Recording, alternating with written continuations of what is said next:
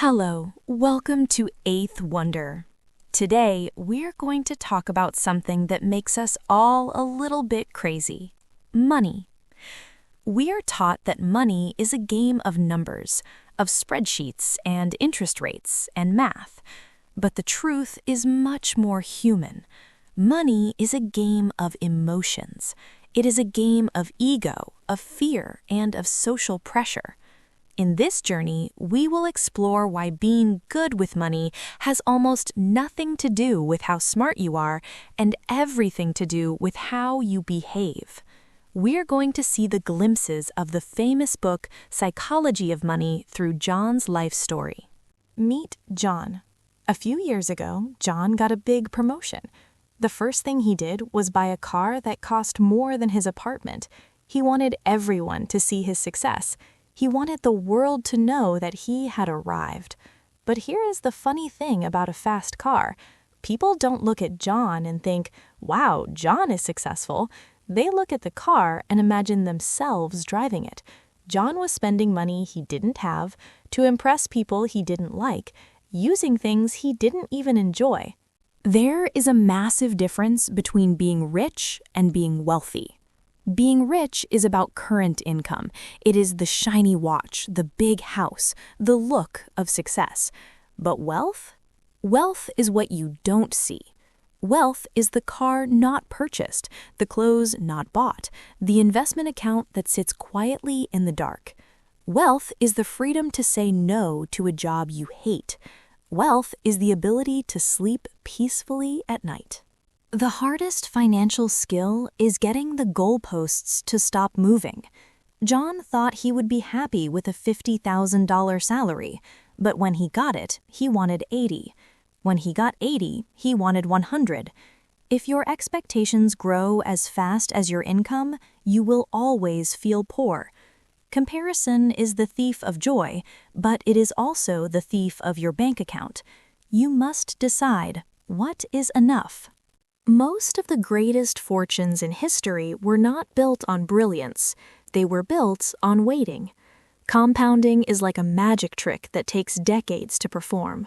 You don't need to be an investing genius. You just need to be someone who can stay out of the way and let time do the heavy lifting. A small amount of money left alone for a long time is more powerful than a large amount of money managed by a genius who panics. Everything in life has a price. But in the world of money, the price is not always written on a tag.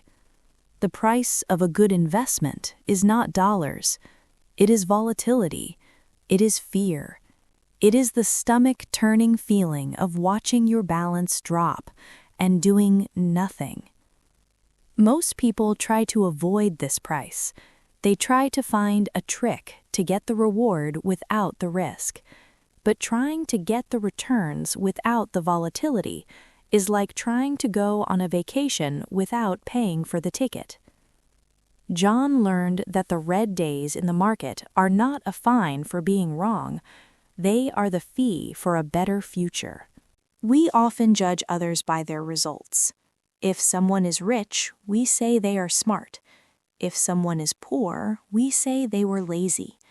But the world is a messy place. Luck and risk are siblings. They both happen when things are outside of your control. John realized that he wasn't as smart as he thought when things went well, and he wasn't as bad as he felt when things went wrong. Be careful who you praise, and be careful who you judge, including yourself. The most important part of any plan is having a plan for when the plan doesn't go as planned. John used to live on the edge. He spent every dollar he earned. He assumed his health would stay perfect, and his car would never break, and his job was forever. But the world has a way of surprising us. A room for error is not a sign of weakness. It is the only way to survive a world that is unpredictable. Save money for things you can't even imagine yet. That gap between your ego and your income is where your safety lives. There is a difference between what is mathematically correct and what is psychologically right. Math says you should always pay off the debt with the highest interest first, but psychology says paying off the smallest debt first gives you a win. It gives you momentum. John stopped trying to be a cold, calculating machine. He started making decisions that helped him sleep better. If a decision makes sense on paper but keeps you awake at night, it is a bad decision. Pessimism sounds smart. Optimism sounds like a sales pitch. If someone says the world is ending, we listen. If someone says things will get better, we roll our eyes. John noticed that the news loves a disaster, but progress happens slowly, in the quiet corners where people are working and building. Growth is slow. Destruction is fast. Don't let the loud, scary headlines steal your focus from the quiet, steady growth. Most financial advice tries to turn you into a robot, but humans are emotional creatures. John realized that he didn't need to be perfectly rational, he just needed to be reasonable. A reasonable plan that you can stick to for 20 years is better than a perfect plan that you quit after 2 months. Find a way to be okay with good enough. Persistence is the secret ingredient that math can't measure. You are allowed to change. The person you were at 20 is not the person you are today. John used to want a mansion. Now he just wants a quiet garden.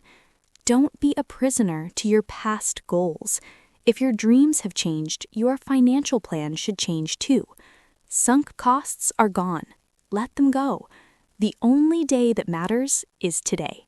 The highest form of wealth is the ability to wake up every morning and say, I can do whatever I want today. This is the ultimate prize. It's not about the things you can buy, it's about the hours you can own. John started using his money to buy time, rather than using his time to buy things. A smaller house with a shorter commute is a bigger luxury than a palace that requires you to work until you're 70. Thank you for walking this path with me today. Subscribe to the channel for more such useful videos. Go out and look at your own enough. Be at peace with your journey.